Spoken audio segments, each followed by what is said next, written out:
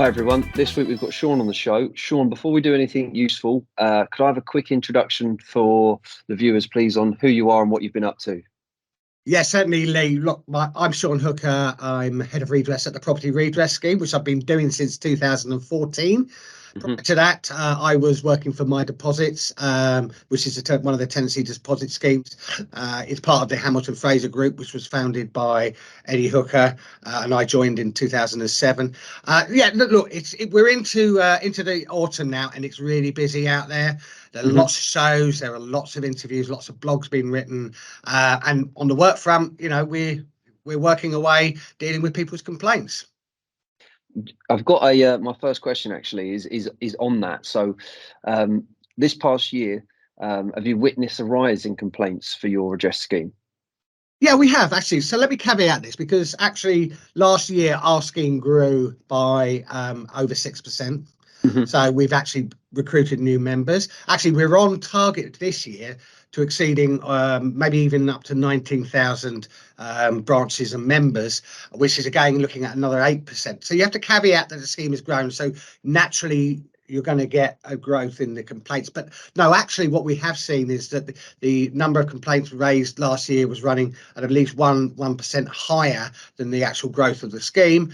And we also have seen in the number of cases that we've accepted.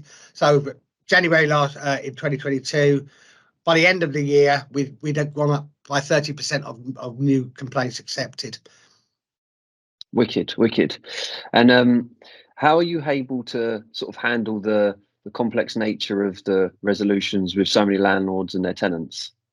Right. Well, we've got a fantastic team. They're really brilliant. So for your audience, we actually deal with complaints from lots of sources. So it's landlords and tenants on the letting side, sales and buyers and sellers, but also leaseholders who are on long residential leasehold. So we've got a very, very complex set of people that actually can raise a complaint. So my team are very dedicated in doing it and make sure that we understand fully what the complaint is. And it's what we call our early resolutions process. But that's one of the ways that we effectively deal with complaints as efficiently as we can. Wicked. I want to ask you something on the average. How quickly, sort of on average, does it take to resolve a complaint? Right. Okay. So a complaint shouldn't be coming to the redress scheme until the agent's had an opportunity to deal with it. Once that 8-week period has elapsed, from the complainant rings up or contacts us online or sends us an email, within 39 days we can get a case dealt with. And that's because of our early resolution process that's in place.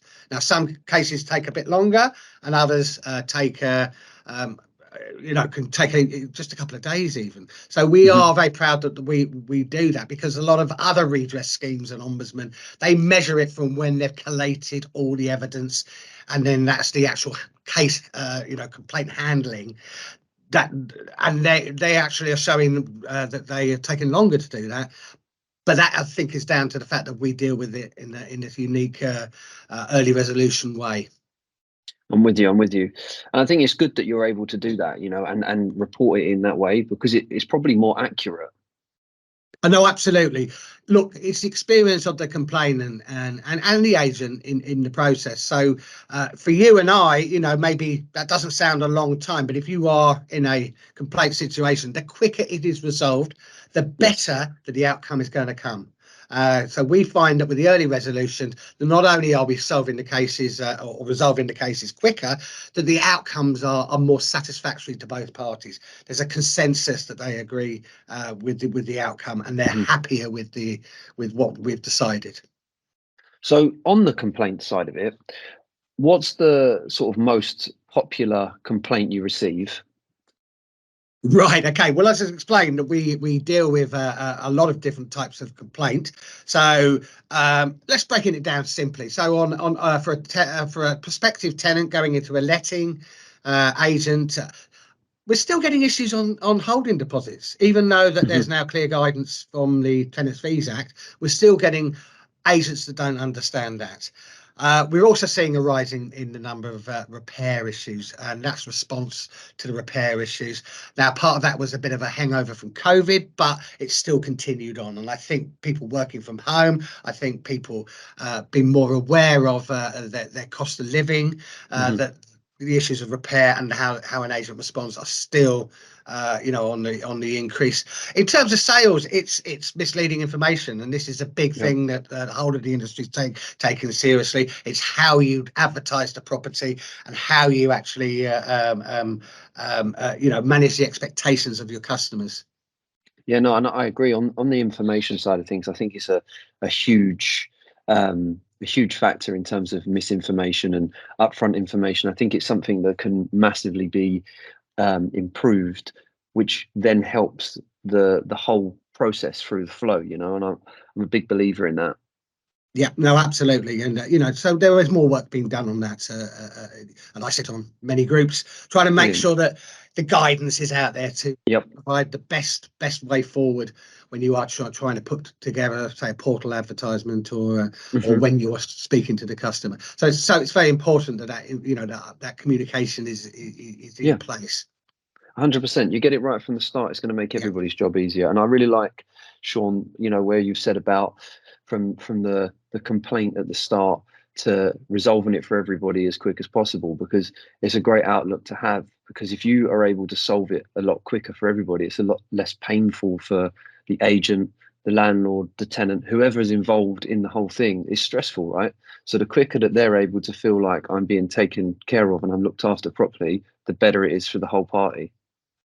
Yes, and I think that's coming out in our statistics, but it's also in our interaction with our customers. And one of the things that me and my team do quite regularly is talk to a lot of our members, over Zoom mostly, and all of this media.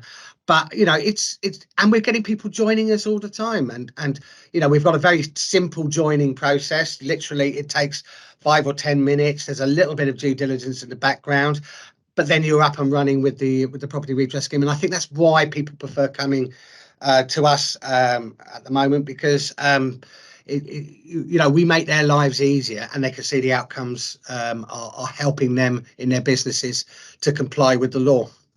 100%. Sean, just on that fact, actually, what how would someone sign up to be part of the PRS? Look, it's very, very simple, Lee. So they just go onto our website, which is www.theprs.co.uk. I hope I've got that right. And look, you just go join now, and you go through the very simple questionnaire that's online there.